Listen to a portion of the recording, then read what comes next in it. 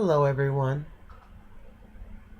I just wanted to come on briefly and share a little experience that I had at work today.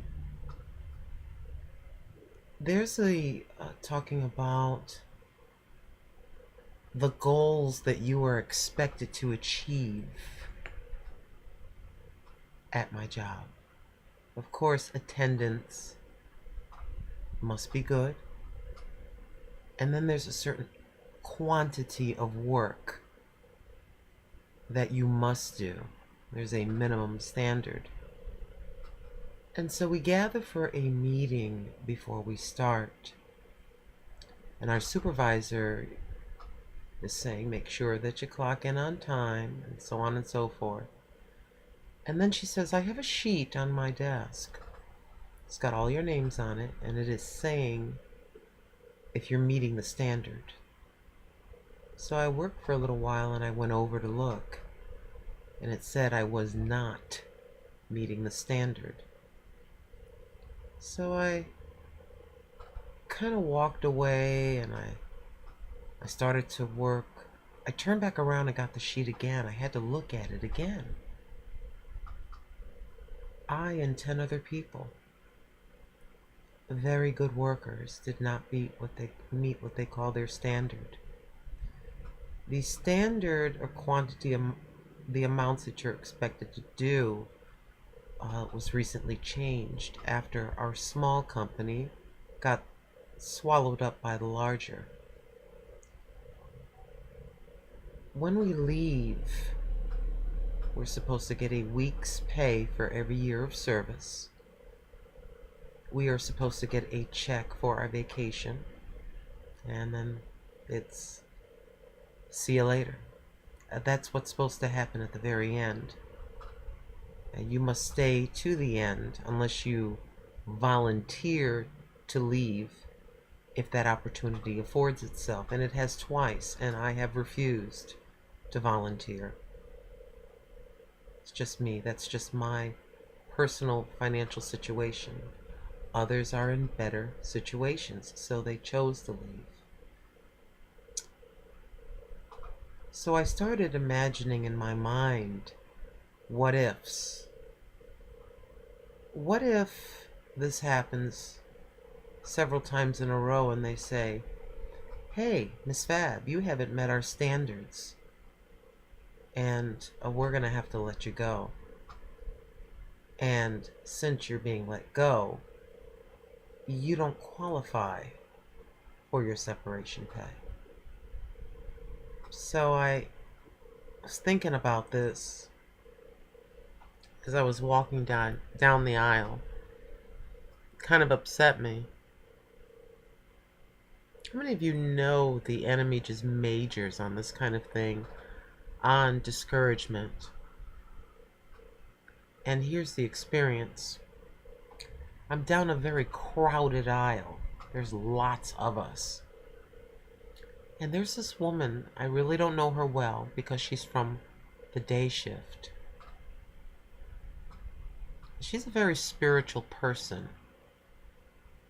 It's not only her appearance that tells me that, it's when we briefly converse. Some of you know exactly what I'm going to understand what I'm going to say. You can feel it. Have you ever felt a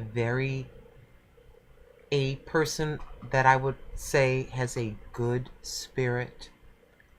Even the sound of their voice makes you feel something very powerful and positive.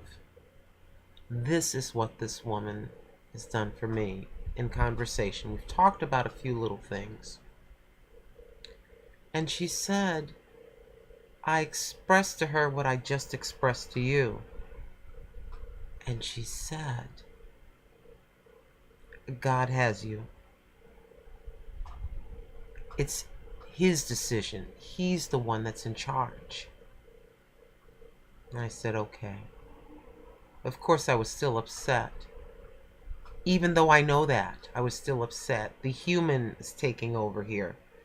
Y'all know what I'm talking about? When you let your flesh lead. instead of your spirit.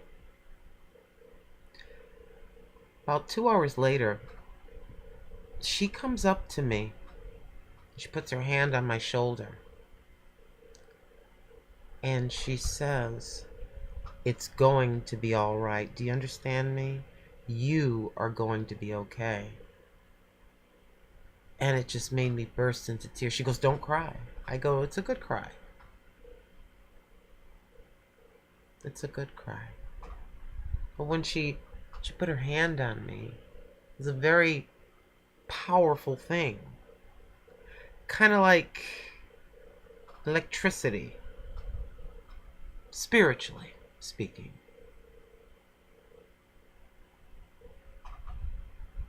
And as I went to retrieve other cards,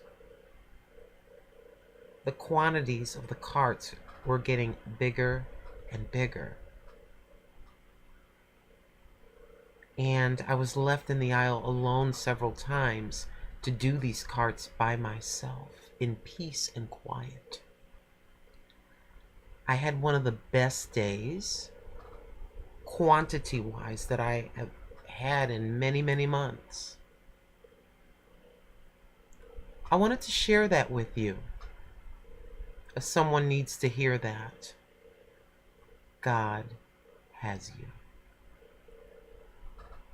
Whether you feel like He does or not, God has you. God sent me a little angel working through the body of a human being today. I've been a little scared. Ever put on a brave face, but been scared as to what's going to happen to you, what your future holds? A little bit. Just a little bit. And God sent me some comfort today. I'm blessed today. So are you.